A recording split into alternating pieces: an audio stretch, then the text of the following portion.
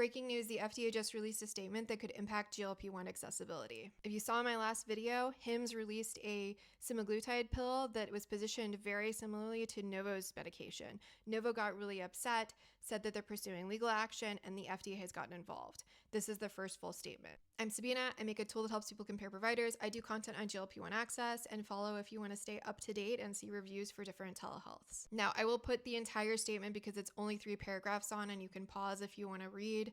But first, for context, Hims had been running ads with the pill that said same active ingredient.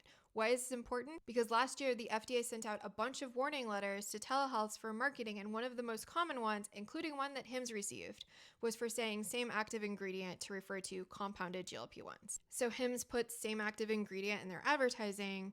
The FDA gets upset because they sent them a letter last year that specifically said, don't say same active ingredient. So I'll put up the first paragraph where basically they say that they're targeting non-FDA approved GLP-1 medications. The part that makes me most nervous is the decisive steps to restrict GLP-1 APIs intended for use in non-FDA approved compounded drugs. I don't know exactly what that means, but if you keep reading, it seems that it is about the mass marketing and the way that things are marketing. Paragraph 2 clearly says that this is about marketing, and it lays out that you should not be calling it a generic. You should not be saying it's the same active ingredient. They don't want people misleading consumers. And obviously, compounded GLP-1s are not FDA approved. And then third paragraph, they talk about how they're going to use all compliance tools that they can for people who are not addressing warnings, meaning Hims that got the warning to not say same active ingredient, and they've said same active ingredient. Now, what does it mean for everybody who's not getting compounded medication from Hims? I think this is just a marketing crackdown. I don't know for sure. We're going to see how this plays out.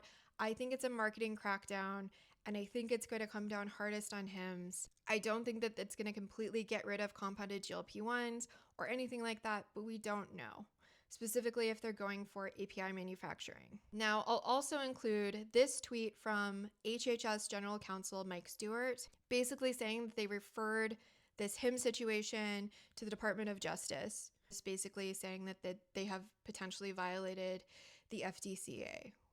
So, in conclusion, I think this is just a marketing crackdown.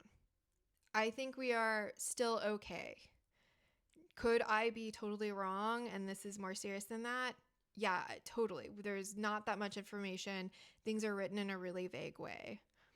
Is like 10% of me freaking out right now? Yes. But I just think this is about marketing, and we won't know until we know.